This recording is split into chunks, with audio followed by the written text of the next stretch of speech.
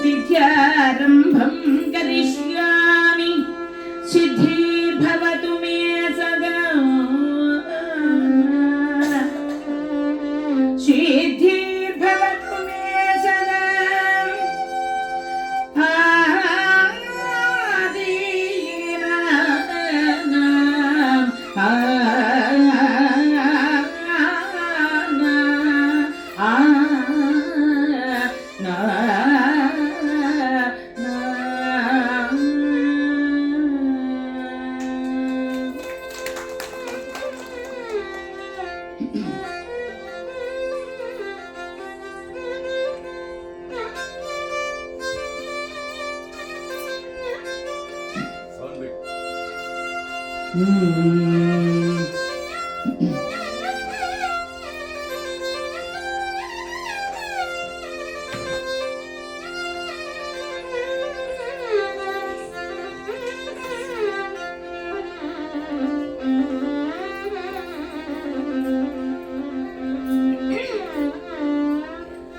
శ్రీ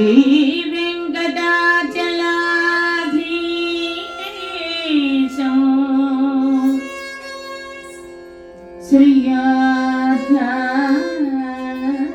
శ్రీయాధ్యాత్మిక వక్షసం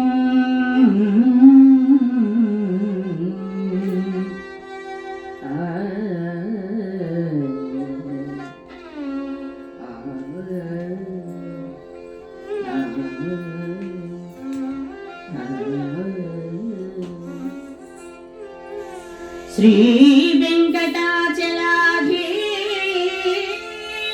వెంకటాచలాధీశం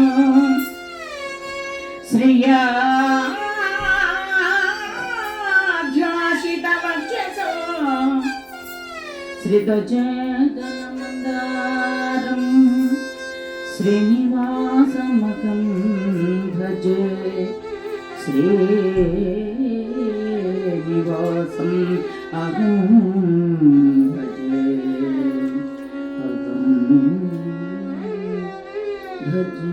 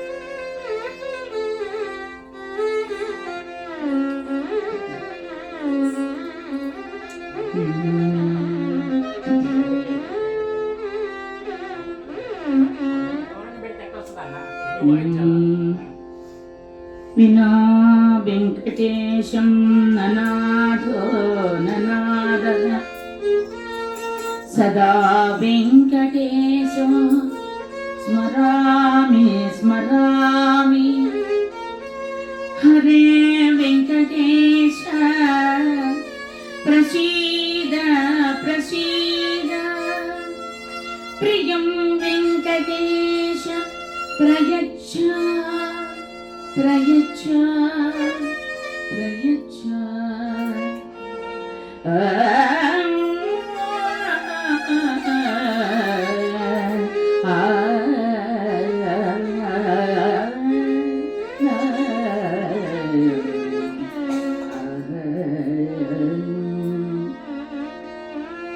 सामजवरगमन सामजवरगमन सामजवरगमन साधु सामजवरगमन साधु सामजवरगमन साधु सामजवरगमन साधु सामजवरगमन साधु सामजवरगमन साधु सामजवरगमन साधु सारसाप्यपान कलागीत विख्यात सामजवरगमन साधु सारसाप्यपान कलागीत विख्यात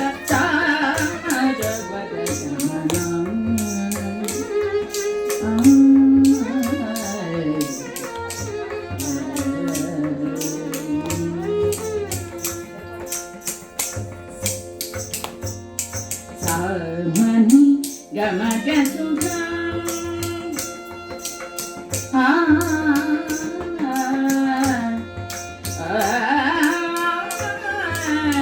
हरि सामनि गमजसुधामयं गानविचक्षण गुणशीलदयालमालमां पालय सामनि गमजसुधामयं गानविचक्षण गुणशीलदयालमालमां पालय सामजवरगमन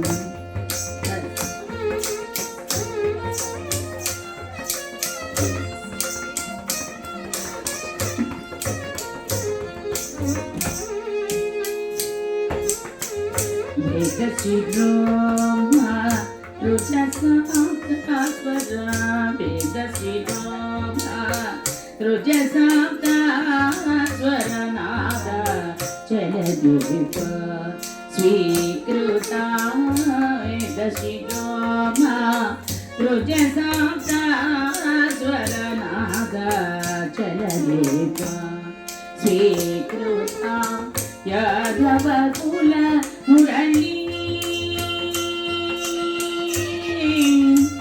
Hari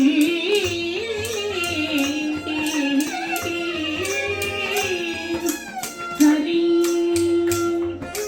Yadava Kula Murali Vamdana Vinoda Modana Gada Gada Javandale Yadava Kula Murali Vamdana Vinoda Modana Gada Gada Javandale Yadava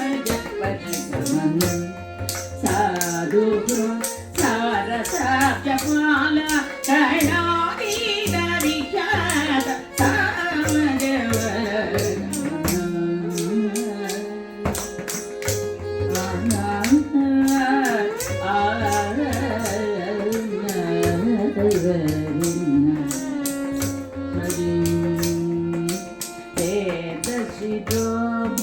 Danisa, Madanisa, Sanida Magale, the sweet drama.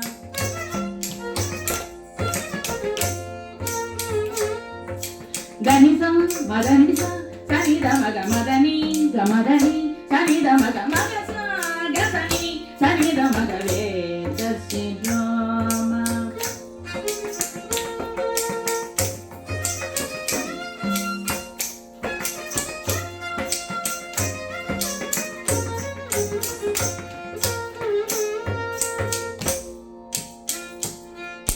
Danisa, Sanida, Sanida, Sanida Magale, the sweet drama.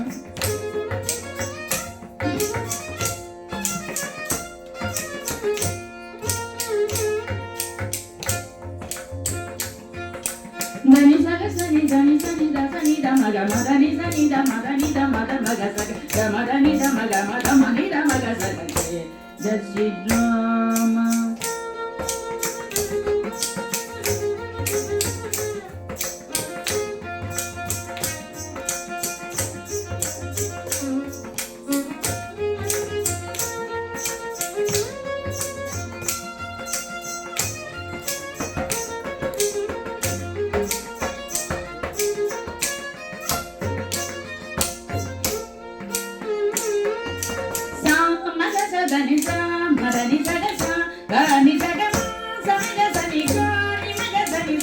సగమదని మగస గసని సనిద మగ సనిద గసనిద మసనిద మగ గసని సనిద నిదమ్మ మగ సనిద గసనిద మసనిద మగ సొస మమమ్మ ససస మగ సనిద గసనిద మసనిద మగ మగ సనిద గసనిద మసనిద మగ మగ సనిద గసనిద మసనిద మగ దశినోమ రుజసాంతా స్వర నాద జలదీప స్వీకృత యాదవ కుల మురళీ మామదన వినోద మోహన గద గద జవందనే సామజవర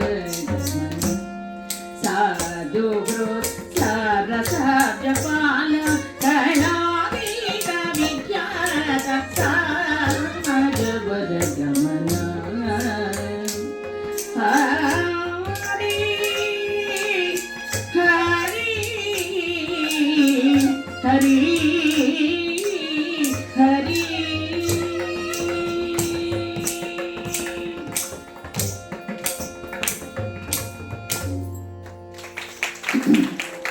ఏడుకొండలవాడ వెంకటరమణ గోవింద గోవింద.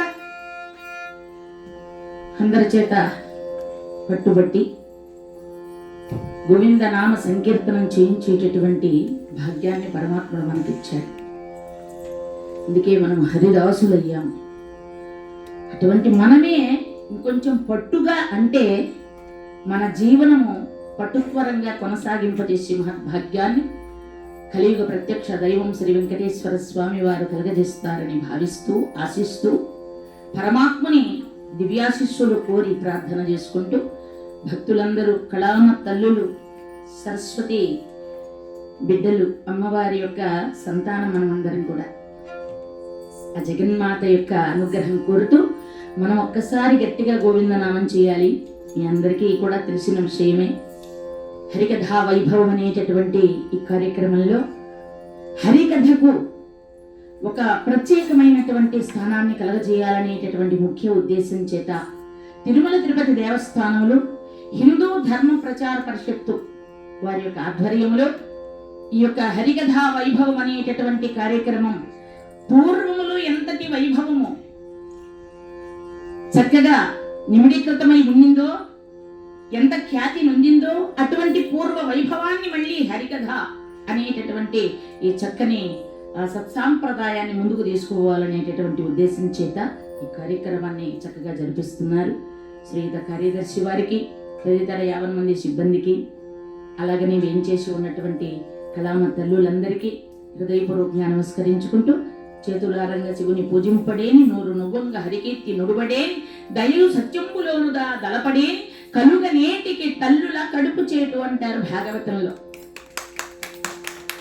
నోరు నవ్వంగా హరికీర్తి నుడుబడేని, నోరు నొచ్చేంతగా గోవిందనామం చేయాలి.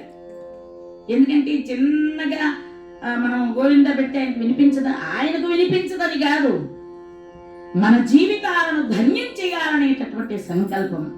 నది తాను తరిస్తుంది, తనలో ఆశ్రయించి మునిగిన వారిని తరింపజేస్తుంది. అలాగనే హరికథకుడు తాను తరిస్తూ ఇతరుల చేత గోవిందనామాన్ని అనిపించి సమాజ ఉద్ధరణ, సమాజ శ్రేయస్సు, సద్భాగ్యము, సద్భక్తి ఇవన్నీ కూడా సత్సాంప్రదాయాలను చక్కగా బోధన చేస్తూ సమాజ సేవకై పాటుపడేటటువంటి, ఇందాక చెప్పినట్టుగా వైద్యుడని పిలుచుకోవచ్చు. మానసిక రుగ్మతలను తొలగించేటటువంటిది హరినామము.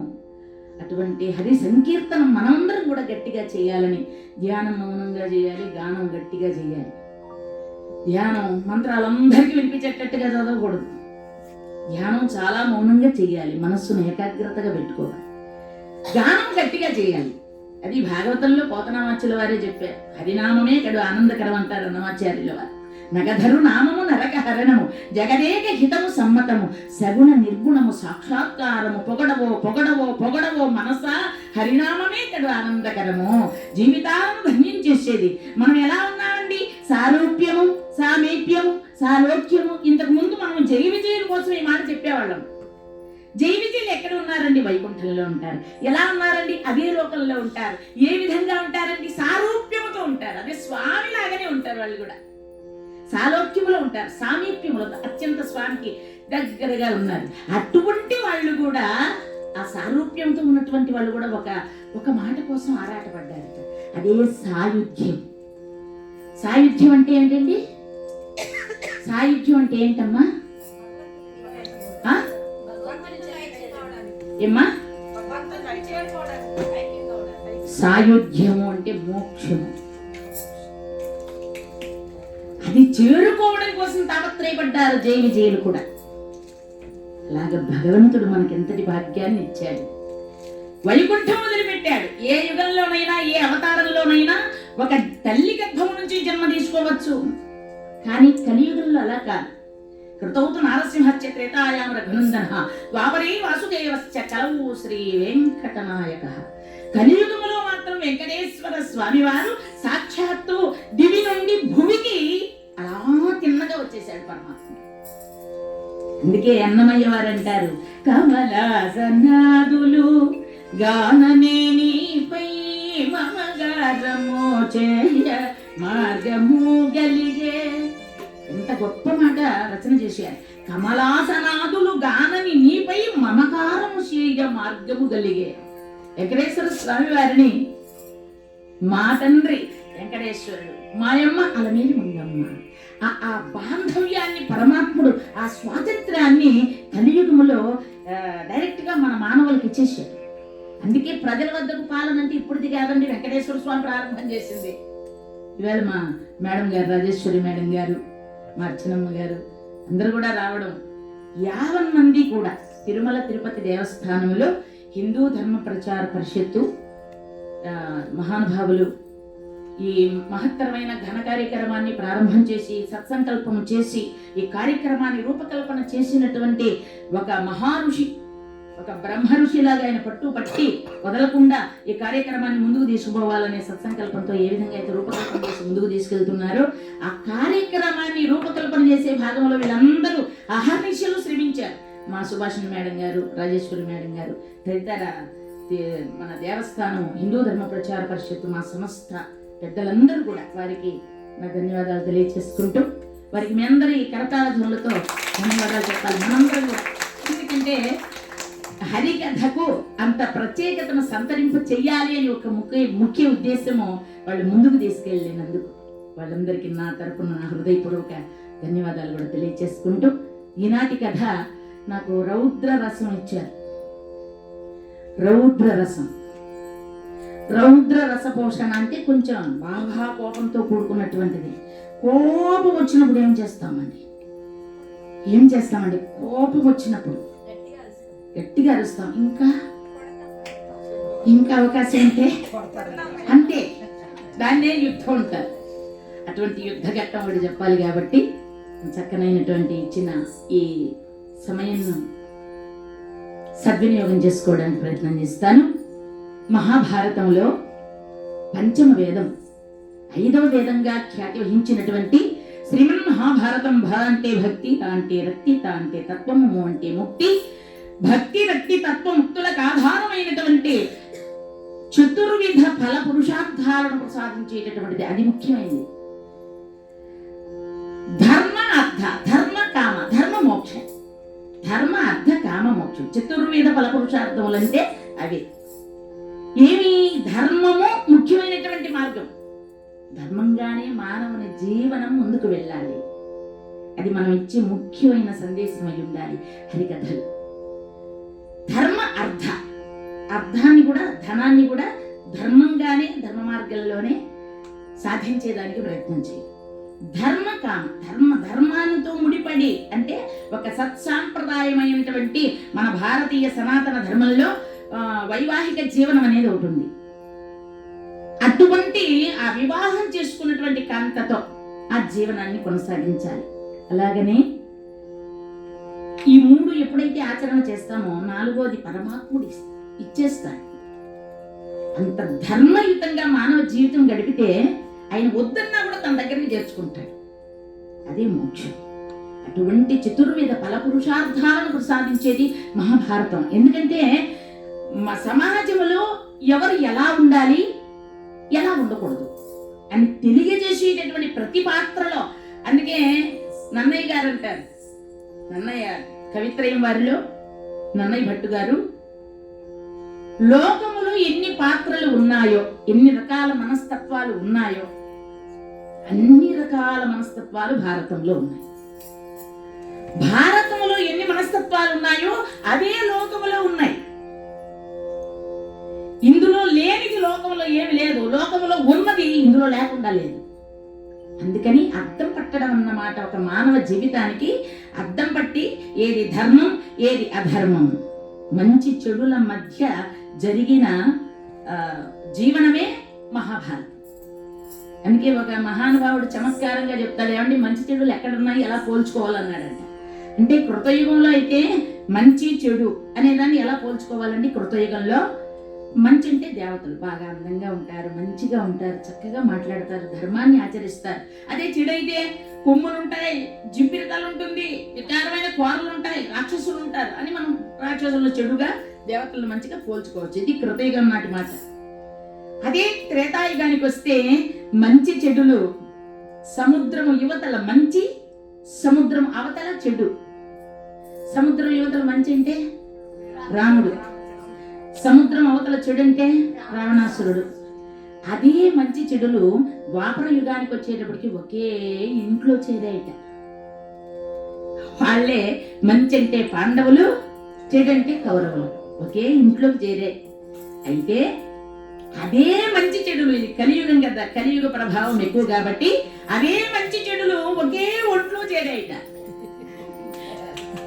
అందుకనే మానవుడు ఎందుకు హరినామ సంకీర్తనను ఆశ్రయించమన్నారు? కలౌశ్వరి శ్రవణాన్ముక్తి, కలౌ స్మరణాన్ముక్తి అన్నారు. మనకు నవవిధ భక్తులు ఉన్నాయి, 9 రకాలైన భక్తి మార్గాలు. అయినా స్మరణము శ్రవణం అని ఎందుకు అన్నారు అంటే అత్యంత సులభంగా, మానవునికి కలి ప్రభావం ఎక్కువ కాబట్టి స్థిరమైన మనస్సు ఉండదు, చంచలమైనటువంటి మనస్సు ఈ కలియుగం. అందువల్ల మానవుడు తరించాలి అంటే భగవంతుని యొక్క నామ సంకీర్తనం వల్ల ఒక్క క్షణం అలా పరమాత్మని యందు మనస్సు లగ్నం చేసి గోవిందనామం చేస్తే మానవ జన్మ తరిస్తుంది, మోక్షం లభిస్తుంది, పరమాత్మని అనుగ్రహం కలుగుతుంది. అందుకనే గోవిందనామం చేయాలి. మన శరీరంలోనే మంచి చెడులు ఉన్నాయి. చెడును పారద్రోలుతూ జ్ఞానం అనేటటువంటి రత్నాన్ని రక్షణ చేసుకుంటూ జాగ్రత్త అవస్థలోకి చేరుకుని పరంధామని పాదాలు బట్టి మనం తరించాలి. అది ముఖ్య ఉద్దేశం హరికథా గానం యొక్క విశేషం. ఏ కథ చెప్పినా కూడా మంచి చెడుల మధ్య జరిగినటువంటి కథాంశాన్ని మంచిగా ఉండాలి, చెడుగా ఉండకూడదని తెలియచేయడమే హరికథ ముఖ్య ఉద్దేశము. కాబట్టి మనమందరం కూడా ఒక్కసారి గోవిందందాం. 7 కొండలవాడ వెంకటరమణ గోవింద గోవింద. హరికథా గానానికి సహకారం అందిస్తున్న హిందూ ధర్మ ప్రచార పరిషత్తు ఆస్థాన విద్వాంసులు ముగ్గురికి కూడా ధన్యవాదాలు తెలియజేసుకుంటూ కథలోకి ప్రవేశించేద్దాం. ఈనాటి మన కథ సభాపర్వము. అందులోనే బకాసుర వధ. ఏమండి అన్ని కథలు చెప్పాలి కానీ వధలు చెప్తే ఎట్లాగా అంటే నాకు ఇచ్చిన రౌద్ర రసపోషణ అటువంటిది కాబట్టి ఇందులో కూడా మనకు మంచి ఉంటుంది. ఒక ఊర్లో కథ చెప్తే ఏమండి శ్రీకృష్ణ పరమాత్ముడు పుట్టాడు గోవిందానండి అంటున్నాం. భగవంతుడు పుట్టాడు కాబట్టి మా ఇంట్లో కూడా అట్లాంటి కృష్ణుడు పుడతాడని. మరి దుర్మార్గుడైన రాక్షసుడు మరణించాడు అన్నప్పుడు కూడా గోవింద పెట్టిస్తున్నారు ఎందుకు అంటే నేను చెప్పాను, శ్రీకృష్ణుడు పుట్టినప్పుడు గోవింద పెడితే అటువంటి కృష్ణుడు మా ఇంట్లో పుట్టాలని కోరుకోవడం, రాక్షసుడు చచ్చిపోయినప్పుడు గోవింద పెడితే అటువంటి వాడు ఎలాగూ చచ్చాడు కదా రాక్షసుడు, మళ్ళీ ఏ కొంపలో పుడతాడు, మా కొంపలో పుట్టకుండా ఉండాలని కోరుకోవడం కోసం గోవిందుని స్మరించుకోవాలి. కాబట్టి అనుక్షణం పరమాత్మని నామ సంకీర్తనంతో తరించుదాం. పాండవ పర్యటనము అనేటటువంటి ఆ కథలో మనకు బకాసుర వధ అనేటటువంటి కథాంశాన్ని విన్నవిస్తాం. పాండవులు కౌరవులు పరాయి వాళ్ళు కాదు, స్వయాన చిన్న అన్న పెదనాన్న బిడ్డలు, ఒకే ఇంట్లో పెరిగి పెద్దవాళ్ళయ్యారు. తండ్రులైనటువంటి పాండవులు హస్తినాపురి పట్టణంలో పెరిగి పెద్దవాళ్ళు అవుతుంటే వాళ్లను చూచి ఓర్వలేక దుర్యోధనుడు ఎన్నో కుతంత్రాలు పన్ని అన్నంలో విషం పెట్టించాడు, అగ్నిలో పెట్టించాలని ప్రయత్నం చేస్తున్నాడు. ఇప్పుడు ఎన్నో ప్రయత్నాలు, అంతకుముందు ఆటల్లో వాళ్ళను వధించాలని చూశాడు, ప్రయత్నం విఫలమై చివరకు వాళ్ళను వారణావతానికి పంపించాడు. అక్కడ కుతంత్రం ఊని అతడు పురోచనుడు అనేటటువంటి వాడి చేత లాక్షా గృహ నిర్మాణం అంటే లక్క ఇల్లు, కృత్రిమ గృహం, అది అంత రవ్వంత నిప్పు పడితే భగ్గున అంటుకుపోతుంది. అటువంటి లక్క ఇల్లు ఏర్పాటు చేసి తన సేవకుణ్ణి అక్కడ పెట్టి, అక్కడ కూడా అర్ధరాత్రి వేళ్లకు వాళ్ళు నిద్రపోయేటప్పుడు నిప్పు పెట్టించి చంపాలని చూశాడు. కానీ భగవంతుని అనుగ్రహం అనేది పాండవులకు బలంగా ఉంది. పరమాత్ముడు ధర్మపక్షపాతి కాబట్టి వీళ్ళు లక్క ఇంటిలోంచి కూడా తప్పించుకున్నారు. అరణ్యంలో హిడింబాసురుడు అనేటటువంటి రాక్షసుని కూడా భీమసేనుడు మట్టుబెట్టాడు. ఆ హిడింబుని యొక్క చెల్లెలు భీమసేనుని వరించింది కాబట్టి సరే గాంధర్వ విధిగా ఆమెను వివాహం ఆడాడు భీమసేనుడు. తర్వాత వారికి ఒక సంతానం, ఆయనే ఘటోత్కచుడు. ఆ తర్వాత వారందరినీ కూడా వదిలిపెట్టేస్తానని ముందుగానే మాట. అమ్మా, నీవు రాక్షస కాంతవు, మా అబ్బాయిని ఇష్టపడుతున్నావు, ఒక్క కుమారుడు, మా కుమారుని వల్ల నీ కుమారుడు కలిగితే తర్వాత వెళ్ళిపోవాలి అంటే ఆ అమ్మాయి, ఆ హిడింబి త్రికాల జ్ఞాన సంపన్నురాలు, 3 కాలాల విశేషాలు తెలిసినటువంటిది. జరిగిపోయింది తెలుసు ఆమెకి, జరుగుతూ ఉండేది తెలుసు, జరగబోయేది తెలుసు. పూర్వంలో కమలపాలికని గంధర్వ కాంతావిడ శాప విషయమై ఇలా రాక్షసిగా మారింది. అందువల్ల ఆవిడ అంగీకరించింది, అత్తమ్మ మీ అబ్బాయి వల్ల నాకు అబ్బాయి కలిగితే మీ అబ్బాయి మీకే, మా అబ్బాయి మాకే, అది కూడా అంగీకరించింది. ఆ సిద్ధాంతానికి కూడా అగ్రిమెంట్ మీద సంతకం పెట్టేసి పిల్లాడు పుడతానంటే పిల్లాన్ని తీసుకొని ఆ హిడింబి ఉత్తరాభిముఖురాలై వెళ్ళిపోయింది. తర్వాత వీళ్ళు శాలిగోత్ర మహర్షుల వారి ఆశ్రమానికి చేరుకున్నారు కామ్యకవనములో. శాలిగోత్ర మహాముని ఈయన ఎంత గొప్పవాడయ్యా, తపస్సర్వార్థ సాధకమని వేదం చెప్పింది. తపస్సు చేస్తే సాధించలేనిది ఏది ఉండదు. ఆయనకు ఒక ఆరాటము, ఇతరులు ఎవరైనా భోజనంతో ఆకలిగా ఉంటే, వాళ్ళు భోజనం చేయకుండా ఉంటే ఆయన ఉండలేడు చూచి, వాళ్ళకి ఎలాగైనా భోజనం పెట్టాలి. కానీ ఈయన వండుకుంటూ వాళ్ళని పెట్టుకుంటుంటే ఈయన తపస్సు ఏం కావాలి? శాలిహోత్ర మునీంద్రుల వారు ఆలోచన చేశారు, ఎవరైనా దప్పి కలిగినటువంటి వాడికి కాసిన మంచినీళ్ళు ఇస్తే చాలా పుణ్యం. అందుకని శాలిహోత్ర మునీంద్రుల వారు ఏం చేశారయ్యా, ఆయన తపశ్శక్తి చేత ఒక చక్కని కొలను నిర్మాణం చేశారు. తపశ్శక్తి చేత ఒక వటవృక్షం నిర్మాణం చేశారు. ఆ శాలిహోత్ర మునీంద్రుల వారి ఆశ్రమానికి చేరుకున్నారు. తల్లి కుంతీదేవి సమేతంగా పాండవులు 5 కూడా అక్కడికి చేరుకొని శాలిహోత్ర మునీంద్రుల వారి ఆశ్రమంలో వారు అక్కడ ఉన్నారు. వారికి మార్గాయాసం, దీని గొప్పతనం ఏమిటో నేను చెప్పలేదు కదా. ఇంకా ఆ వటవృక్షం గొప్పతనం ఏమిటి అంటే, అడవిలో నడచి నడచి నడచి అలసిపోయి ఉంటారు చూడండి ఎవరైనా, అటువంటి వాళ్ళు ఆ వటవృక్షం కిందికి వచ్చి కాసేపు సేద తీరితే మోకాళ్ళ నొప్పులు కానీ, జ్వరాలు కానీ, చికెన్గునియా జ్వరాలు, డెంగ్యూ జ్వరాలు ఇవన్నీ ఏమి ఉండవు, ఏ రోగం ఉండదు. హాయిగా ప్రశాంతంగా రిలాక్స్ అయిపోతారన్నమాట. ఆయన తపశక్తితో సృష్టించింది ఆ యొక్క కొలను. అటువంటి కొలనులో స్నానం చేసి ఆ వటవృక్షం కింద కాసేపు సేద తీరితే ఆకలి దప్పులు ఉండవు, ఈతి బాధలు ఉండవు, రోగ పీడితులు ఎవరు. అటువంటి ఆనందాన్ని, సంతోషాన్ని వారు పొంది ఆ మహర్షుల వారి ఆశీస్సులు అందుకొని శాలిహోత్ర మునీంద్రుల వారి ఆశ్రమంలో ఉన్నారు పాండవులు. అటువంటి కొలను గనక ఇప్పుడు గనక ఒకటి ఉంటే, బయట ఎక్కడైనా కథ చెప్తుంటే చెప్తాను నేను, అమ్మ ఆడవాళ్ళు అనుకుంటారు ముందుగా, అమ్మయ్య అటువంటి కొలను ఉంటే అన్నం చేసే వెళ్ళే, ఏ కూర వండాలి పెద్ద వ్యసనం ఆడవాళ్ళకి. అటువంటి బాధ ఉండదు. హాయిగా ఏం చేస్తారండి, హరినామం ఏమన్నా చేసుకుందామని ఆలోచన చేస్తారా? టీవీ ముందు కూర్చొని సీరియల్స్ బాగా చూడొచ్చు అనుకుంటారు. ఈ సీరియల్స్ వచ్చేయండి, మామిడాకులు, విస్తరాకులు, ఎండు పువ్వులు, గడ్డి పువ్వులు, ఏమిటేమిటో, ముగిలి రేకులు, ఎనప రేకులు.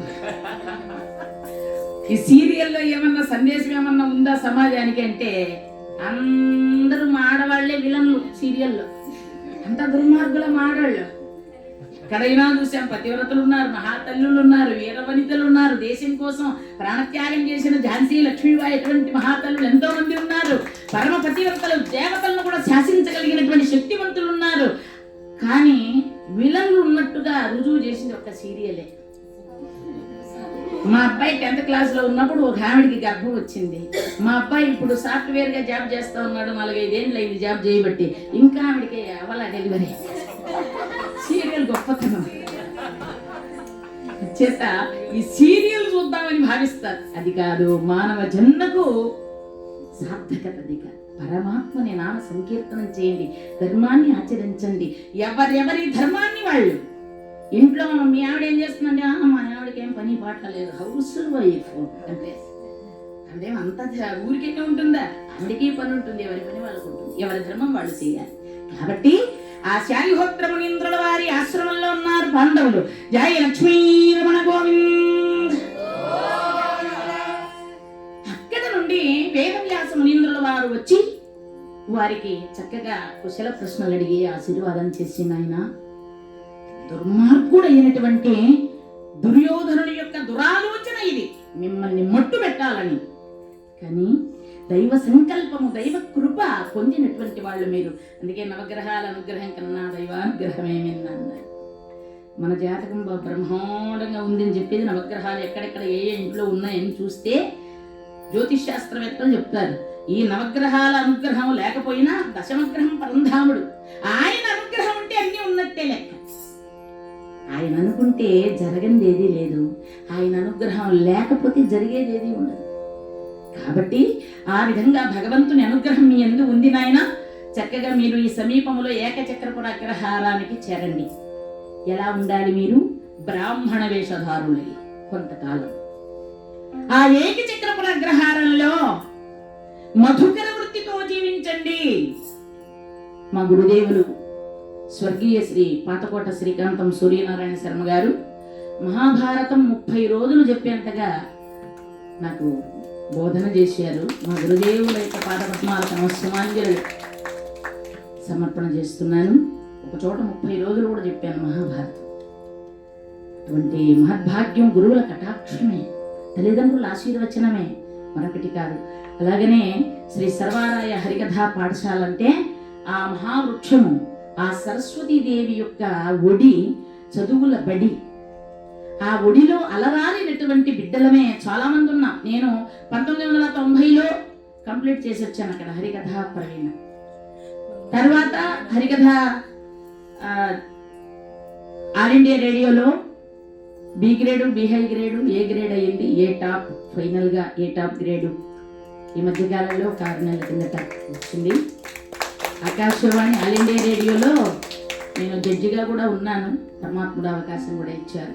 మీరు మిక్కిలి పరంధాముడు కలియుగ ప్రత్యక్ష దైవం శ్రీ వెంకటేశ్వర స్వామి వారి సన్నిధానంలో హిందూ ధర్మ ప్రచార పరిషత్తు, ఆ పేరుకి అంత పవర్ ఉందండి. మహానుభావుడు చాలా అద్భుతంగా ఆ స్వామి వారి కరుణా కటాక్షం చేత ఆ సన్నిధానంలో, ఆ చెట్టు నీడలో హిందూ ధర్మ ప్రచార పరిషత్తు అనే శాఖలో చక్కగా జీవనాన్ని కొనసాగిస్తున్నాం. ఏ లోటులు పరంధాముడు దయ, ఆయన దయ చాలా గొప్పది. అంచేత ఇక్కడ చాలా చక్కగా వారు మరి వేదవ్యాస మునీంద్రులు వారు చెప్పినట్టుగా ఆ సమీపంలో కలిగినటువంటి ఏకచక్రపుర అగ్రహారం అక్కడికి చేరుకున్నారు. అది అగ్రహారము బ్రాహ్మణ అగ్రహారం అండి. అంత బ్రాహ్మణ వేషాలతో ఉండండి నాయన కొంతకాలం అని చెప్పారు కాబట్టి బ్రాహ్మణ వేషాలతోనే వీరు ఉన్నారు. మధుకర వృత్తి అంటే ఏమిటి? దానికి ఒక నియమం ఉంది, యాచన కాదది. మధుకర వృత్తి చేసేవారు, అది ఒక ధర్మం. అంటే ఒక ఇంటి ముందుకు వెళ్ళి ముమ్మారు భవతీ భిక్షాందేహని అడగాలి. ఆ 3 సార్లు పూర్తయ్యే లోపల భిక్ష ఇస్తే తీసుకోవాలి, లేకపోతే వెళ్ళిపోవాలి. మళ్ళీ రానాయన అంటే కూడా రాకూడదు. మధుకర వృత్తి ఇది ఎందుకు చేస్తారంటే పరమపతి వ్రతల యొక్క చేతి భిక్ష చాలా మహత్తరమైనటువంటిది. మనకు ఏదైనా జాతక దోషాలున్నా లేదా తెలియక చేసిన పాపాలున్నా అవన్నీ పోతాయిట ఇలాంటి భిక్ష స్వీకరిస్తే. కొంతకాలం చేస్తారు పెద్దల అనుమతి ప్రకారం. అందువల్ల ఇక్కడ పాండవులు బ్రాహ్మణ వేషంతో భిక్షాటన చేస్తూ ఉండగా, మధుకర వృత్తి చేస్తుండగా జీవిస్తున్నారు. ఆ భోజనం తీసుకొచ్చి తల్లి గారికి ఇస్తుంటే ఆ వచ్చినటువంటి ఉప్పులు పప్పులు కానీ అన్ని కూడా ఈవిడ చక్కగా అన్నప్పుడు రాసి వండి సగభాగము భీమసేనుడికి పెడుతూ మిగతా సగభాగంలో 2 భాగాలు చేస్తోంది. 25 పాలు 25 పాలు. 25 భాగము తన కుమారులకు తాను తింటూ మిగతా 25 పాలు అందరికీ దాన ధర్మాలు చేస్తోంది. దాన ధర్మం చెయ్యాలి అంటే ధనవంతుడే అయి ఉండక్కర్లా, గుణమైనటువంటి మనస్సు ఉంటే చాలు, దానం చేసే గుణం ఉంటే చాలు. అంతేగాని ఓ పెద్ద కోటీశ్వరుడు పెద్ద 2 అంతస్తుల మేడ కట్టించుకొని ఇంటి ముందు పెద్ద ఉయ్యాల వేసుకొని ఉయ్యాల్లో ఊగుతున్నట్ట ఉయ్యాల్లో ఊగుతుంటే ఒక ఆయన భిక్షకుడు వచ్చాడు. చాలా దీనంగా ఉన్నాడు పాపం. అయ్యా చాలా ఆకలిగా ఉంది, అంత అన్నం ఉంటే పెట్టించండి. అన్నమా అన్నాడు. అదేదో పెద్ద పాపం అయినా. అన్నమా? మా ఇంట్లోనే అన్నం ఉండేది లేదన్నట్టు. చాలా సంతోషం అయినా. పోనీ 10 రూపాయలు ఉంటే ఇప్పించు. 10 రూపాయలు అన్నాడు. అయ్యో 10 రూపాయలు కూడా లేదా, కొన్ని 5 రూపాయలు ఉంటే, అబ్బే అది కూడా లేదండి. కొన్ని ఫ్రిడ్జ్ లో ఏమన్నా అన్నం, అబ్బెబ్బే నేను చేయమండి అసలు. సరే పోనీ మీ చిరిగిపోయిన చొక్కా ఏమన్నా ఉంటే ఇవ్వండి అన్నట్ట ఈ అడుక్కునేవాడు. అంటే ఆయన అన్నాడు, అటువంటి మా ఇంటికి లోపల లేవు నాయన అని అంటే ఈ అడుక్కు తినేవాడు అన్నాడు, అయ్యా ఇందాకటి నుంచి ఏమడిగినా లేదు లేదు లేదంటున్నారు.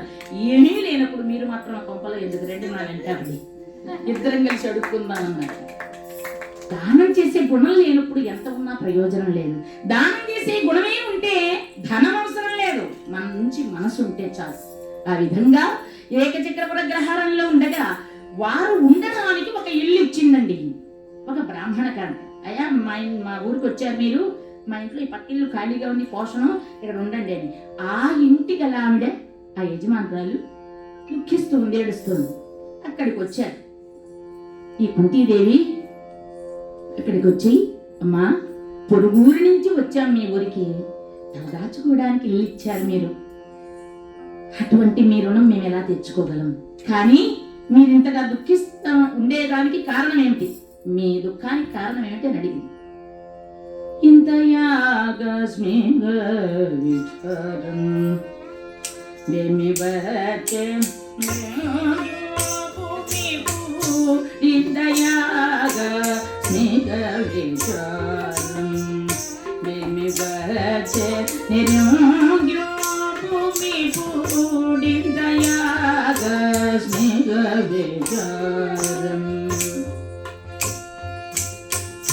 చింటిలకు మూరడిల్లు మమ, చింటిలకు మూరడిల్లు మమ, చేతనకు సాగరము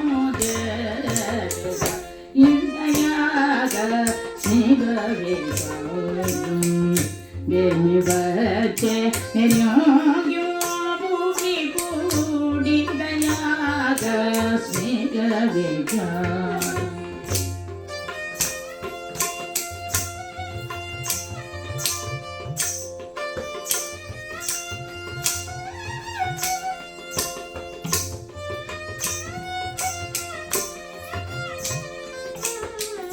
భూతలమున పరోపకారం మనకు మించిన పుణ్యం పూత చారిత్రుల సమానులు, పూత చారిత్రుల సమానులు, పూత చారిత్రుల సమానులు, పూత సమానులు పుణ్యదావతు నయ్యయామే రింతయాగ సింగవేచారం దేనివతే నిర్యోగ్యో భూమి పూడింతయాగ స్మిగవేచారం.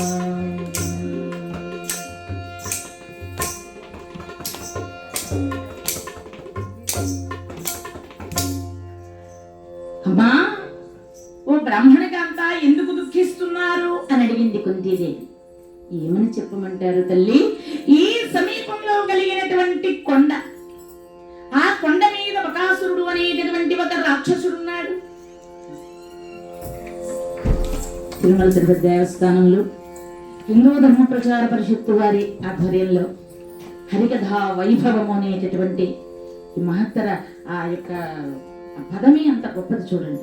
హరికథకు పూర్వ వైభవాన్ని తీసుకురావాలనేటటువంటి ఒక మహత్తరమైన సత్సంకల్పాన్ని చేసి చక్కగా రూపకల్పన చేసి ఇంతమంది కళామత్ తల్లి స్వరూపాలైనటువంటి హరిదాసులందరినీ ఒక చోట చేర్చి పిలిపించి 10 రోజులు ఇక్కడ అందరికీ కూడా ఒకరికొకరు పునశ్చరణ, హరికథ ఎలా ఉండాలి, ఏ విధంగా ఉండాలి, ఇంకా ముందుకు వెళ్ళాలి, ఇంకా ప్రజల్లోకి వెళ్ళాలి అనే సత్సంకల్పం, సత్ సమాజ నిర్మాణం కోసం కూడా పాటుపడాలి హరిదాసులు. ఏం చేయాలి, ఏం చేయకూడదు, మంచి ఏమిటి, చెడు ఏమిటి, అందరికీ కూడా చెప్పేటటువంటి ఒక మహత్తర ప్రక్రియ హరికథ. ధర్మ ప్రచారములో ముందడుగులో ఉండేటటువంటి కళ కాబట్టి ఈ కళను ప్రోత్సహిస్తూ ఇంతటి మహత్తర కార్యక్రమాన్ని చేస్తున్నటువంటి మాన్యులు గౌరవనీయులు శ్రీయుత సెక్రటరీ గారికి, శ్రీరామ్ రఘునాథ్ సార్ గారికి, అదేవిధంగా మా ఏయో గారు అహర్నిశలు కూడా ఈ కార్యక్రమం మీద ఒక పట్టుదలతో ఈ కార్యక్రమాన్ని ఎక్కడ కూడా వెనక్కి రాకుండా ముందుకు తీసుకెళ్లాలనే గొప్ప ఉద్దేశం చేత తీసుకొని వెళుతూ అందరిని ప్రోత్సహిస్తూ అందరిని ప్రశంసిస్తూ చక్కగా వారి గొప్ప ఆశీస్సులు అందిస్తున్నటువంటి ఏయో గారు సత్యనారాయణ సార్ గారికి హృదయపూర్వక నమస్సుమాంజలు. ఇంత మహత్తర కార్యక్రమానికి మనందరినీ ఒక చోట చేర్చి ఈ పునశ్చరణ తరగతులు నిర్వహిస్తున్నటువంటి మహద్భాగ్యవంతులు, వారికి మనందరం కూడా కరతాళ ధ్వనితో గట్టిగా మన ధన్యవాదాలు. చాలా సంతోషం సార్. అయితే ఇక్కడ ఆ విధంగా ఎప్పుడైతే ఈ బ్రాహ్మణ కాంత దుఃఖిస్తోంది, ఈ కుంతీదేవి అడుగుతోంది, అమ్మా మేము ఏ ఊరి వారమో ఎక్కడి వారమో మా ఊరేమిటి పేరేమిటి ఆధార్ కార్డు ఏమిటి ఏమీ అడగకుండా అమ్మ మా ఇల్లు ఖాళీగా ఉండండి తలదాచుకోండి అని ఆశ్రయం ఇచ్చారే, అటువంటి మీకేం కష్టం వచ్చింది తల్లి, మీకు వచ్చిన బాధ ఏమిటి, ఎందుకు ఏడుస్తున్నారని అడిగిందట ఈ బ్రాహ్మణ కాంత చూస్తూ ఆ యొక్క కుంతీదేవి. అప్పుడు ఆ బ్రాహ్మణ కాంత అన్నది, మా ఊరి చివర పెద్ద కొండ ఉందండి, ఆ కొండ మీద బకాసురుడు అనే రాక్షసుడున్నాడు, వాడు ఊరి మీద పడ్డాడంటే 1.5 రోజులు అందరినీ తినేస్తాడు, అంతేకాకుండా ఇతరత్ర భయంకరమైన రాక్షసులు మా రాజ్యంలో పడ్డారంటే 1 వారం రోజులకి మా ఊరు ఖాళీ అయిపోతుంది, అలా కాకుండా ఇతరత్ర రాక్షసులు మా ఊరిలోకి రాకుండా ఈతరు కాపలాగా ఉంటూ ఆ కొండ మీదే ఉంటాడు బకాసురుడు అనే రాక్షసుడు, కాబట్టి వాడికి మేము కూడా ఒక ఒప్పందం ఒప్పుకున్నాం, రోజుకు ఒక ఇంటి ఇల్లు వరసన క్రమంలో ఒక ఇంటి మనిషి కాడి దున్నపోతులు బంటెడు అన్నము సరిపడినటువంటి రుచులు కలిగినటువంటి కూరలు పప్పులు అన్ని వండి పంపించాలి వాడికి. ఆ ఇంటి ఇల్లు వరస మా ఇంటికి వచ్చిందమ్మా, ఏం చేయమంటావు తల్లి, లేక లేక కలిగినటువంటి ఒక్కగానొక్క సంతానమే మగబిడ్డ, మా కుమారుని ఎలా పంపించము, ముక్కుపచ్చలారనటువంటి చిన్నారి కుమారుణ్ణి పంపించలేక దుఃఖిస్తున్నాను తల్లి, దుఃఖం తప్ప మాకు వేరే మార్గం ఏముంది అని బాధపడుతోంది బ్రాహ్మణకాంత. అంతలో ఆ భర్త అంటాడు, ఆ బ్రాహ్మణకాంత గారి యొక్క భర్త, ఏమే నువ్వు బాధపడకు, నేనున్నాను కదా, కుమారుణ్ణి నువ్వు చూసుకో, వాడు వంశోద్ధారకుడు కాబట్టి నేను వెళ్తాను అంటాడు నా భర్త. ఈవిడంటుంది, అలా కాదండి మీరు ఉండండి నేను వెళ్ళిపోతానంటుంది ఈవిడ. ఆ పిల్లవాడు వస్తాడు, లేదు లేదు నేను వెళ్తాను అంటాడు అబ్బాయి. ఇదంతా చూచి భోరున విలపిస్తున్న బ్రాహ్మణకాంతను ఓదారుస్తూ మహాతల్లి అంటుందట, గారము మీర బెంచి సరిగా ముక్కు పచ్చల నార నట్టి చిన్నారిగా నాగుబట్టి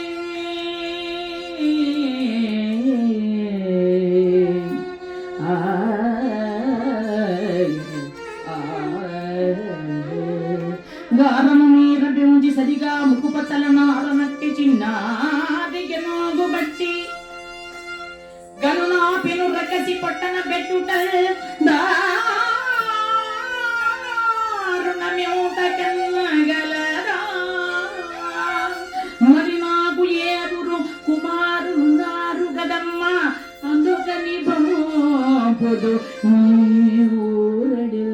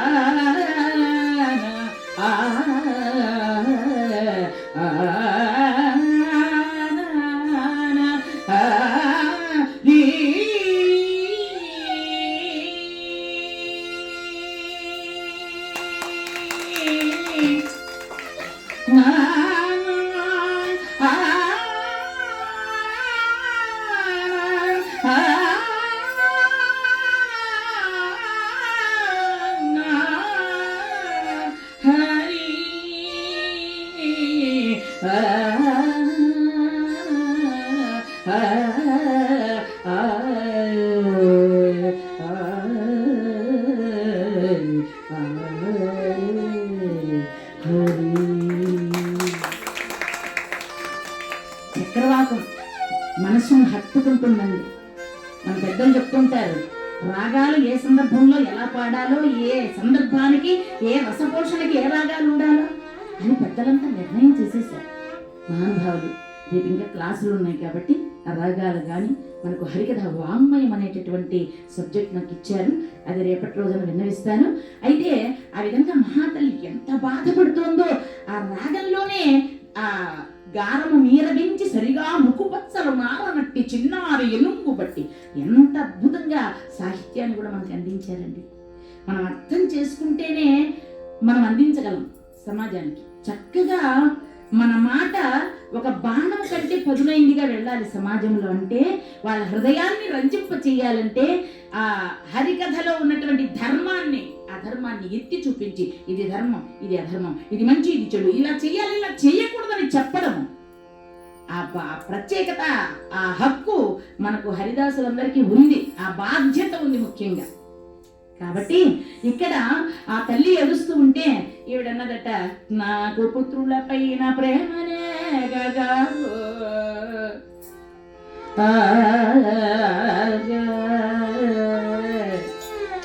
అమ్మా, నాకు 5 కుమారులు ఉన్నారు, నీ కుమారుని పంపించవలసిన పని లేదు బ్రాహ్మణగంత, నా కొడుకును పంపిస్తా అంటే ఆవిడేమన్నది తెలుసా?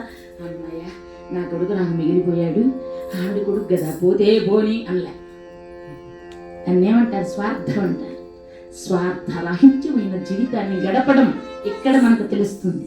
ఏమంటుంది ఆవిడ బ్రాహ్మణకంతా? అయ్యయ్యో, కొమరులు నీవు బీదము పడి కూటికి గుడ్డకు మోమువాజీ,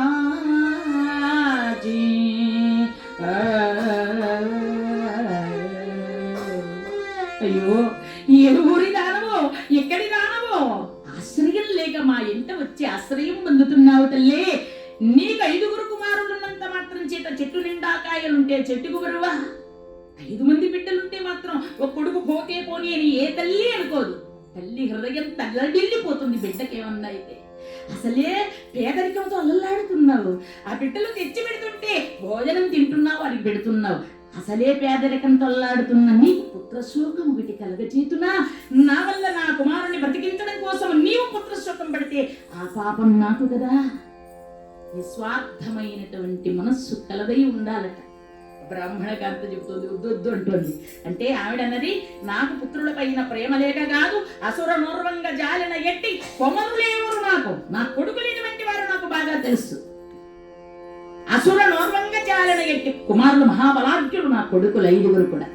కాబట్టి బకుని చంపించి నగరి ఉపకృతి చేయుట నేడు నిజం అంటుంది తల్లి. ఇప్పుడు నా కుమారుణ్ణి నీ కుమారునికి బదులుగా నా కుమారుణ్ణి బలిగా పంపిస్తాను, కానీ నా కొడుకు నాకు అవసరం లేదని కాదు. నాకు 5 మంది కొడుకులు ఉన్నాడు, ఒకరు పోతే పోనీ అని కాదు. ఈ నగరికి ఉపకృతి చేయాలి. చూడండి, ఇక్కడ కూడా సమాజంలో ఎంత చక్కని సహృదయంతో ఉండాలో, మెలగాలో చెబుతోంది అతను. ఈ ఊరిలో మేము తలదాచుకున్నాం, ఈ ఊరిని ఆశ్రయించి ఉన్నాం, కాబట్టి ఈ ఊరికి మేలు చేసే అదృష్టం, భాగ్యం నాకు కలిగింది. మా మేడం గారు మహా ఓర్పు కలిగినటువంటి మహాలక్ష్మి సుభాషిణి మేడం గారు, వారికి కూడా మనందరి తరఫున కరతాళ ధ్వనులు, కృతజ్ఞతలు. ఎంత మహత్తర కార్యక్రమం. నవ్వుతో నా భవిష్యత్తు అని చెప్పొచ్చు, అందులో అతిశయోక్తి లేదు. ఎందుకంటే హరికథకులందరినీ పిలిపించాలి అని ఒక ఉద్దేశం పెట్టుకొని, ఒక సత్సంకల్పం, ఒక చక్కని రూపకల్పన చేసి మనలందరినీ ఒక చోట చేర్చి కళామ తల్లి బిడ్డలమైనటువంటి మనందరినీ కూడా మనకు ప్రోత్సాహం, భరోసా ఇస్తున్నటువంటి ఈ కార్యక్రమం ఎంత గొప్పదో. ఈ కార్యక్రమంలో అహర్నిశలు శ్రమించినటువంటి 50 మంది పెద్దలకు ధన్యవాదాలు తెలియజేసుకుంటూ, ఇక్కడ ఆవిడంటుంది, నా కొడుకు అంటే ఏమిటో నాకు తెలుసమ్మా, నువ్వేం కంగారు పడకు, నువ్వు చెయ్యాల్సిన పని ఒకటి అన్నదట. ఏం చెయ్యాలమ్మా, ఏం చేయమంటావు? నా కుమారుని బదులు నీ కుమారుని పంపిస్తావు. ఏం లేదు, బకాసురునికి ఒక బండెడన్నం వండిస్తావు కదా. ఓ లక్షణంగా వండిస్తాను, నేను చెయ్యాలి కదా, తప్పదు కదా, ఒప్పందం కదా. మరి మరొక బండెడన్నం ఎక్కువగా వండించు అన్నది కుంతీదేవి. ఒక బండెడన్నం బకాసురునికి, ఇంకొక బండెడన్నం ఎవరి కోసం? అది మా అబ్బాయి కోసం, నేను కంగారు పడద్దు. సంతోషం తల్లి.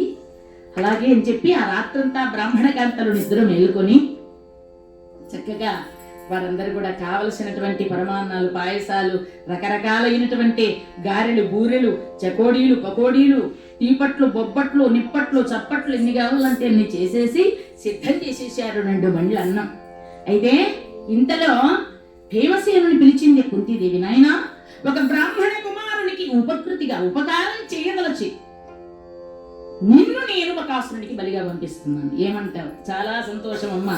మంచి పని చేసిదివి మాయమ్మ బగుని బలి మాతుని పోయినే వీరమాధవుగా మంచి పని చేసిదివి మాయమ్మ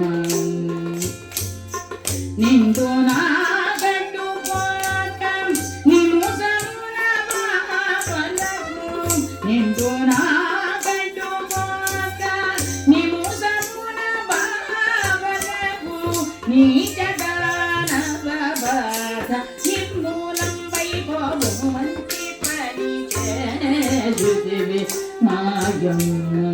ఇది అంచుమిత్రాలు అంటారు. ఒక త్యాగరాజు కీర్తన ఎలా ఉండాలి, ఏ విధంగా ఉండాలి, మన ఒక ప్రక్రియ ఎలాగైతే రూపకల్పన చేయబడిందో, ఆనాటి కాలం నుంచి సనాతన ధర్మంగా వస్తుందో, మన హరికథకులు పాటించవలసినటువంటి ధర్మం, హరికథకు న్యాయం చేయాలి. ముందుగా మన మనస్సుకు ఒక తపస్సు ఇది. ఈ తపస్సు చేసి ఈ తపస్సు ఫలిస్తే గాని ఆ ఫలితం ద్వారా నువ్వు ఇంకొకరికి ఏదైనా చెప్పగలుగుతావు. నీకే ఫలితం లేకపోతే ఇంకొకరికి ఏం చెప్తావు? నిండునా గడుపొక్క నిమిషమున పాపలకు నీచ దానవ బాధ నిర్మూలం వైపోవను. నీచ దానవ బాధ లేకుండా చేస్తా బ్రాహ్మణులకు, ఈ ఊరికి ఉపకారం చేస్తా. మా పిండి వంటలతోడ బండెడమునాకు పెట్టి మా దైత్యుని పిండి పిండిగా కొట్టేదా. ఎంత బాగా రాశాడు మహానుభావుడు. త్రిమూర్తుల్లో ఆయన ఒక శ్రీమద్ అజ్జాడ ఆదిభట్ల నారాయణదాసు గారు, శ్రీ పరిమి సుబ్రహ్మణ్య కవి గారు, అలాగనే దీక్షిత్ దాసు గారు త్రిమూర్తుల యొక్క మూర్తులను ఇక్కడ నిలిపారు. అది ఇంకా గొప్ప విశేషం. చేత పిండి వంటలతోడ బండెడన్నము నాకు పెట్టింపు మా దైత్యుని పిండి పిండిగా కొట్టేదన్నాడు. ఎంత బాగా ప్రాస కలిసింది. నిండునా కడుపొక్క నిమిషమున బాపలకు నీచ దానవ బాధ నిర్మూలం వైపోవును. అమ్మ నన్ను పంపించు, ఆశీర్వాదం చేయి అన్నాడు. ఆశీర్వాదం చేసింది ఆ తల్లి. వెంటనే నాయనా నీ వెళ్ళి ఒక విస్తరాకు తీసుకురాపో అంటే, ఆయనకి సరిపడ విస్తరాకు ఏమిటి తీసుకురావాలి కదా. వడివడిగా ఆయనే అరటి తోటలో పడి పెద్ద విస్తరి తెచ్చుకున్నాడు. అరిటాకు వేసుకున్నాడు. నీళ్ళు ఇచ్చింది ఆ బ్రాహ్మణకి. అంత కూరలన్నీ ఎక్కడ తెచ్చిపెట్టింది, అన్నం తీసుకురావడానికి వెళ్ళింది. ఆవిడ అన్నం తీసుకొచ్చేటప్పటికి కూరలన్నీ ఖాళీ. ఏమిటి అనుకున్నదమ్మ బాబోయ్, రాత్రి నిద్ర మేలుకున్నాను కదా, నేను ఉత్త గిన్నెలు తెచ్చి ఇక్కడ పెట్టాను అని అనుకుని అన్నం గిన్నె ఎక్కడ పెట్టేసి తర్వాత కూరలు తీసుకురావడానికి వెళ్ళింది. ఆ కూరలన్నీ ఆవిడ తెచ్చే లోపల అన్నం గిన్నె ఖాళీ. ఆవిడ అనుకున్నది, ఆవిడ ఇది నా పొరపాటు కాదు, ఆయన గారి తొందరపాటు.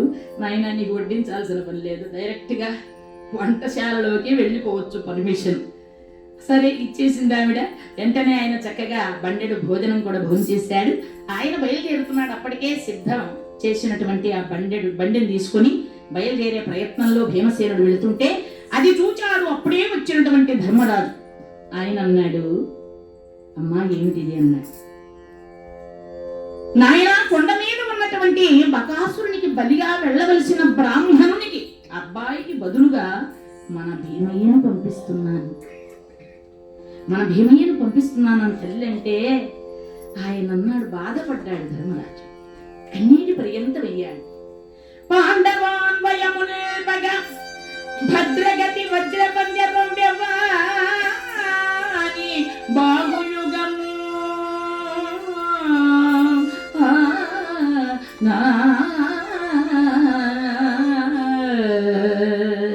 అమ్మా ఎటువంటి వాడు భీమసేనుని పంపిస్తావా? వద్దమ్మా, భీమసేనుని పంపించద్దమ్మా. మరి ఎలా నాయన, బ్రాహ్మణునికి సహాయం చేయొద్దంటావా? మనకు ఆశ్రయం ఇచ్చినటువంటి వారికి సాయం చేయొద్దంటావా అంటే, ఆ మాట నేను అనలేదు తల్లి. బ్రాహ్మణార్థముగా పంపించాలి అంటే నన్ను పంపించు. ఎందుకంటే భీమసేనుడు లేనటువంటి పాండవులే లేని వేళ పాండవాన్వయము భద్రగతి వజ్రపడు ఈ యొక్క పాండవులు భూమి మీద నిలబడ్డారు వాళ్ళ ప్రాణాలతో అంటే వజ్ర పంజరము, ఎవని బాహుయుగము. భీమసేనుని యొక్క ఆ యొక్క చేతులే రక్షణ కవచంగా మమ్మల్ని రక్షిస్తున్నాయి. ఇదిగో లక్క ఇంట్లో మేము దగ్ధులై మరణించకుండా కాపాడాడు భీమయ్య. అంతేకాదు నిద్రమత్తులో ఉన్నటువంటి మమ్మల్ని సురక్షితంగా దాటించాడు సొరంగ మార్గంలో మన భీమయ్య. ధార్తరాష్ట్రునకు తలపునకు వచ్చినంత మాత్రము చేత సింహ స్వప్నమెవరి రూపాతిశయము. ఒక్కసారి దుర్యోధనుడు కళ్ళు మూసుకొని హాయిగా నిద్రపోతుంటే ఆ కలలో గనక భీముడు కనిపిస్తే సింహ స్వప్నమే, ఇంకా వాళ్ళకి నిద్ర పట్టదు తెల్లలు తెల్లారంతగా. అటువంటి మహావరాజ్యుడు, అటువంటి సామజారాతి బలుడట్టి భీమసేను బహునికి అసార్థంగా పంపదగునే. బ్రాహ్మణమునికి సాయము తప్పదేని నన్ను పంపరాదే అన్నాడు ధర్మరాజు. అన్నదమ్ములంటే అలా ఉండాలి, అన్నదమ్ముల ప్రేమ అంటే అలా ఉండాలి. ఒకరి మీద ఒకరు స్వార్థంతో అసూయతో, మరి అన్నదమ్ముల్లేనే కాదు చాలా మందిలో కూడా అసూయ అనే రోగానికి మందే లేదండి. ఆ రోగం వచ్చింది దుర్యోధనుడికి. అంచేత ఇక్కడ ఒక ఇద్దరు స్నేహితులు ఒకే ఊరు నుంచి అండమాన్ దీవులు లాంటి దీవులకు వెళ్ళి తపస్సు చేస్తున్నారట. ఈ మొదటివాడు అనుకున్నాడు ఊర్లో ఉంటే పోయేది 4 తిట్లు తిట్టినా 3 పుట్ల అన్నం పెట్టేవారు, ఇక్కడ అన్నం లేదు ఏమి లేదు, ఆకులు అలము దీన్ని బతకాల్సి వస్తుంది అని బాధపడుతూ దేవుడు గనక నాకు ప్రత్యక్షం అయితే నీకేం కావాలరా అంటాడు. నేను మా ఊరికి వెళ్ళిపోవాలి స్వామి అంటాను అని అనుకున్నాడు. దేవుడు ప్రత్యక్షమయ్యాడు. అబ్బాయి నీకేం కావాలి అన్నాడు. స్వామి మా ఊరికి నన్ను వెళ్ళిపోయేటట్టుగా నన్ను ఆశీర్వాదం చేయక దాస్తూ అన్నాడు. వాడు మాయమైపోయాడు. వాళ్ళ ఊర్లో ప్రత్యక్షమైంది. ఎలాగో వచ్చాడు కదా దేవుడు దయామయుడు. ఆ రెండో వాడి దగ్గరికి వచ్చాడు. వీడికి కూడా పాపం ఏదో ఒకటి కోరిన కోరిక ఇచ్చేసి వెళ్దామని వాడి దగ్గరికి వచ్చి ఏరా నాయనా నీకేం కావాలన్నాడు. వాడు మనసులో అనుకున్నట్ట, వచ్చేటప్పుడు ఇద్దరం మాట్లాడుకుంటూ వచ్చాము, ఇప్పుడు వెళ్ళేటప్పుడు ఒక్క మాట కూడా చెప్పుకొని వెళ్తాడు. వాడు ఎలా వెళ్తాడో ఎలా మనశ్శాంతిగా ఉంటాడో నేను చూస్తాను. స్వామి అన్నాడు ఏం కావాలరా, ఆ వెళ్ళిన వాడిని మళ్ళీ ఇక్కడికి రప్పించు అన్నాడు. చేత ఏదో అసూయతోనూ ఇంకొకటి వాడికి కొంచెం ఎక్కువ ఇచ్చారు భూమి నాకు ఇవ్వలేదే అని ఆ యొక్క అసూయ ద్వేషాలు పనికిరావు. ప్రేమ అభిమానముతో మానవుడు మెలగాలి. నా తమ్ముడినట్టు నన్ను పంపించన్నాడు ధర్మరాజు. ఎంత గొప్పవాడు. ఆ తల్లి చాలా సంతోషపడింది. ఎందుకంటే కడుపును పుట్టిన బిడ్డలు కలిసి మెలసి ఉంటే తల్లిదండ్రులకు అంతకంటే ఐశ్వర్యం ఏం అవసరం లేదు, అంతకంటే ఆనందం ఏం అక్కర్లేదు. అది ఆనందం. కన్న తల్లిదండ్రి ఎదురుకుండానే కన్న బిడ్డలు కొట్టుకొని వస్తే అదే బాధ, పెద్ద బాధ అదే. అందువల్ల ఆ మాతృభక్తికి, ఆ తమ్ముడి మీద ఉన్నటువంటి భక్తికి సంతోషపడి ఆ ప్రేమకు చాలా సంతోషం. అయినా భీమసేనుని గొప్పతనం నీకు తెలియదు, చెప్తాను విను. ఇంచుక వీని శక్తి పరికించక మించుక సాహసించినే పంచిన దానగాన. పరిమి సుబ్రహ్మణ్య కవి గారు ఒక్కొక్క పద్యము అమూల్యమైనటువంటిది, అత్యద్భుతమైనటువంటిది. సాహిత్యం చదవండి, సాహిత్యం బాగా చదవండి. హరికథ కేవలం బ్రతుకుదరవే కాదు, ఒక తపస్సు. ఇంచుక వీని శక్తి పరికించక మించుక సాహసించినే పంచిన దానగాన. ఇతడు బాల్యమునందునాదు చేయంచుల జారి క్రిందబడునంత ధనుక్షితి పెంపునం శిలా సంచయమల్ల చూర్ణంబయే చంపగలాడితడా నిశాచరం. ఎంత గొప్పగా రాశాడండి నాయనా. 10 రోజులు బిడ్డ భీమసేనుడు. నేను ఆ గిరి గహ్వరాల్లో ఆ పర్వత స్థానువుల్లో ఉన్నాను. అలా బిడ్డను తీసుకొని వెళుతూ ఉంటే పెద్ద పుల్లు వచ్చి మీద పడింది. గట్టిగా అరిచాను. మీ నాన్నగారు వచ్చి బాణాలు వేసి పెద్ద పుల్లని తరిమేశాడు. పిల్లవాడు మాత్రం నేలబడ్డాడు, బండ మీద పడ్డాడు. ఇంకా బ్రతుకుతాడా 10 రోజుల బిడ్డ అని దుఃఖిస్తూ చూచిందట కుంతీదేవి. చూస్తే పిల్లవాడికి ఏమీ కాలేదు, ఆడుకుంటున్నాడు. కాకపోతే ఎటు వచ్చి అంతా పిల్లవాడు ఏ బండ మీద పడ్డాడో ఆ బండంతా ఆ పిల్లవాడు పడిన ప్రదేశం అంతా ముగ్గు పిండి అయిపోయిందంట. పిల్లవాడి దృఢ శరీరం అంత గొప్పది. సగభాగం భోజనం భీముడికే పెడతాను, సగభాగంలో 2 భాగాలు చేసి మనము ఒక 25 పాలు అతిథులకు అభ్యాగతులకు 25 పాలు పంచి పెడతాను. తెలుసా నాయన, నీవేం భయపడాల్సిన అవసరం లేదు, భీమసేనుడు ఆ నిశాచరుణ్ణి మట్టు పెడతాడు అని చెప్పి ధైర్యం చెప్పి ఆశీర్వచనం చేయమన్నది. వెంటనే ధర్మరాజుల వారు కూడా ఆశీర్వచనం చేశారు. మరి ఇక్కడి నుంచి అన్నగారి తల్లిగారి యొక్క ఆశీస్సులు అందుకొని ఆ యొక్క భీమసేనుడు ఆ బండి కాడి దున్నపోతులు కట్టబడి ఉన్నటువంటి బండిని అలా తీసుకుంటూ వెళుతున్నాడు. సగం దారికి వెళ్ళాయి. ఆ దున్నపోతులు కదులుతాయా దవుతుందా? ఈయన గారికి ఇంత కమ్మటి వాసన వస్తున్నటువంటి భోజనం ఆయనే తిందాం అనుకున్నాడు. అనుకుని ఒక్కసారిగా ఆ భోజనం వైపు ఆ బండిలో ఉన్నటువంటి భోజనాన్ని భోంచేయాలి కదా అని ఆ నొగలలో పగ్గాలు ముడిపెట్టి వెనకకు తిరిగి ఆ చారులు అప్పడాలు ఒడియాలు దప్పడాలు కావలసినవన్నీ కూడా నంజుకుంటూ చక్కగా ఆనందంగా ఆ బండెడన్నం కూడా తినేస్తున్నాడు. కొండ మీద ఉన్న బకాసురుడు చూచాడు, బారుడు పొద్దెక్కింది, ఎవరూ రాడేమిటి వేళ అలా చూచాడు, హుంకరించాడు. రౌద్ర రసం కాబట్టి ఒక్కసారిగా బకాసురుడు ఇలా అంటున్నాడు, ఓరే మానవ ఎప్పటి పడుగా.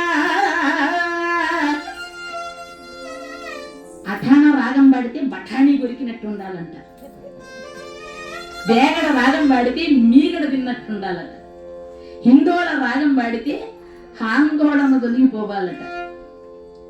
ఈ రాగ దేవతలు ఏదో ఒకటి పాడేశామా, ఏదో ఒకటి అయిపోయిందా, సమయం అయిపోయిందా, వాడినన్నామా వీడినన్నామా, ఇది ఉండకూడదు.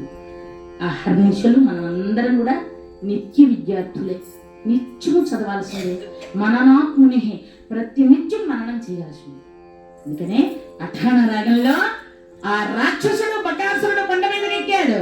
ఎబ్బడ్డ బోరోటి బడ్డుగా ఎంత సాగసిమోచివి, ఎబ్బడ్డ బోరోటి బడ్డుగా ఎంత సాగసిమోచివి, ఎబ్బడ్డ బోరోటి బడ్డుగా కొవ్వున నాదై గేచిన కుడు దింహుదుబా తిరుగా, కొవ్వున నాదై గేచిన కుడు దింహుదుబా తిరుగా, ఎబ్బడ్డ బోరోటి బడ్డుగా ఇంత సాగసించివి. ఒరే నరధమ, ఎంత ధైర్యం రా నీకు, నాకు తెచ్చినటువంటి భోజనం నీవు తింటావా, ఉండు ఇదిగో వస్తున్నా, ఉండు ముని మేని కండలొలిచెద రక్తముద్రావే.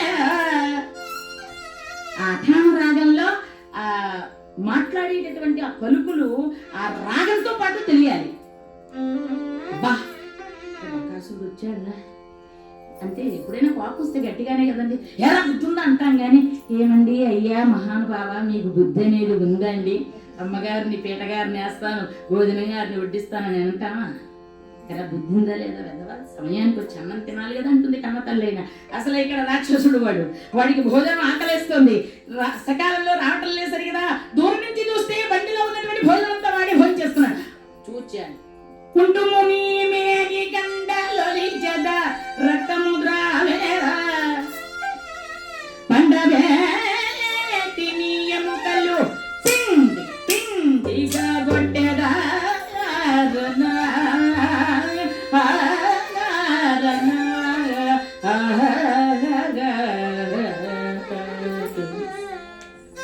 ఒరీ నరాధమ ఇదిగో చూడు ఏం చేస్తామని బకాసురుడు ఆ కొండ మీద నుంచి 2 అడుగులు బండి దగ్గరికి వచ్చేసాడు.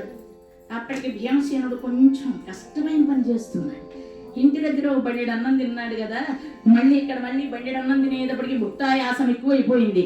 ఇంతలో వచ్చాడు బకాసురుడు, ఒక పోటు పొడిచాడు. ఆ దెబ్బతో ప్రక్కనే ఉన్నటువంటి తటాకంలో పడ్డాడు భీమసేనుడు. ఎవడో మంచి పుణ్యం కట్టుకున్నాడండి. ఇంటి దగ్గర ఒక బండెడు అన్నం తిన్నాను, ఇక్కడ ఒక బండెడు అన్నం, కొంచెం భుక్తాయాసంగా ఉంది, ఎలా దిగాలి, ఎలా నీళ్లు త్రాగాలి అని ఆలోచన చేస్తున్నాను. దిగకుండా డైరెక్ట్గా వెళ్ళి తట్టకల్లో పడేటట్టుగా కొట్టాడు అని అనుకుని ఆ చెరువులో మునిగి చక్కగా నీళ్లు త్రాగి వెలుపలకు వచ్చాడు. ఇరువురు కూడా కలియబడ్డారు, బకాసురుడు ఆ యొక్క భీమసేనుడు. ఓరే బకాసురుడు అంటే నీవేనా అన్నాడు. ఓహో నీకేమన్నా అనుమానంగా ఉందా అని మరొక గుర్తు గుద్దాడు ఆయన. దెబ్బకు ఇరువురు కూడా అక్కడ ఉన్నటువంటి గుండ్లన్నీ కూడా తీసుకుని మహాయుద్ధం చేశారు. ఆ వాళ్ళ ఇరువురి యుద్ధం మహాభయంకరంగా కొనసాగింది. ఆ ఉన్నటువంటి గుండ్లు బండ్లన్నీ మాయమైపోయినాయి. అక్కడ ఉన్నటువంటి చెట్లన్నీ పెకలించారు, చెట్లతో కొట్టుకోసాగారు. ఆ చెట్లు కూడా కాసేపటికి మాయమైపోయినాయి. ఇరువురు మహాబలవంతులే. మహాభారతం చెప్తోంది పంచమహాబలులు. పంచమహాబలులు సమాన బలవంతులు ఎవరయ్యా? భీమసేనుడు, దుర్యోధనుడు, హిడింబాసురుడు, కీచకుడు, జరాసంధుడు. మహాభారతంలో 5 మంది మహాబలవంతులుగా చెప్తే ఇదే మాటను ద్రవిడ భారతంలో సప్త మహాబలులు అని చెప్పబడింది. అంటే 7 మంది మహాబలవంతులు. ఆ 7 మందిలో దుర్యోధనుడు, భీమసేనుడు, హిడింబాసురుడు, బకాసురుడు, కీచకుడు, ఆ యొక్క జరాసంధుడు, కిమ్మీరుడు, ఈ 7 మంది కూడా సప్తమహాబలవంతులుగా కీర్తించింది ద్రవిడ భారతం. అంచేత ఆ విధంగా ఆ బకాసురుడు, భీమసేనుడు సమానమైన బలవంతులు హుంకారం చేస్తూ ఆ పిడికిడి పొట్టులో ఫెటెల్లు ఫెటెల్లు ఫెటెల్లు ఫెటెల్లు మనకి గుర్తుకుంటూ కొట్టుకుంటూ ఉంటే ప్రతిధ్వనిస్తుందట పర్వతం అంతా కూడా. గిరి కక్కురాలన్నీ ప్రతిధ్వనిస్తున్నాయిట వారి హుంకార నాదంబుల చేత. అటువంటి వ్యాయామ వజ్ర శిలా విష సంపర్క రేగులైనటువంటి ఆ ఇరువురు కూడా శరీరాలు కలయబడి ఆ యొక్క పిడికిడ పట్టులతో పిటెల్లు పిటెల్లు పిటెల్లు మనకి గుర్తుకుంటూ కొట్టుకుంటూ ఇరువురు కూడా యుద్ధం చేశారు. మరి శరీరాలు కలిసాయి భయంకరమైనటువంటి యుద్ధంతో. మరి అటువంటి ఆ సమయంలో భీమసేనుడు వాయునందనుడు మహాబలవంతుడై ఒక్కసారిగా బకాసురుని పట్టి అతన్ని గిరగిర గిరగిర గిరగిర తిప్పి నేలకు కొట్టి అతన్ని కాళ్ళు చేతులు విరిచి అతని పొట్టలో గుర్చి మాంసపు ముద్ద వలె చేసి అతన్ని మట్టు పెట్టేశాడు. బకాసుర సంహారం చేశాడు భీమసేనుడు. జై ఇందిరారమణ గోవింద. లాగా రౌద్ర రసం అనేటటువంటి ఆ రసపోషణ నాకు ఇచ్చారు కాబట్టి బకాసుర వధ ఒక దుర్మార్గాన్ని ధర్మాత్ముడైనటువంటి ధర్మాచరణబద్ధుడైనటువంటి వాడు అన్నగారికి ఆజ్ఞకు లోబడి ఉన్నప్పటికీ కూడా ధర్మం నిలబెట్టడం కోసం ధర్మ సంస్థాపనార్థాయ అన్నట్టుగా ఆ ధర్మాన్ని నిలపడం కోసం, బ్రాహ్మణుల ఆర్తిని తీర్చడం కోసం, బ్రాహ్మణులను రక్షించడం కోసం బకాసురుడనే రాక్షసుని సంహారం చేశాడు భీమసేనుడు. ఇది బకాసుర వధ అనేటటువంటి కార్యక్రమం. హరికథా వైభవంలో మరి చక్కని సదవకాశం నాకు కలగజేశారు.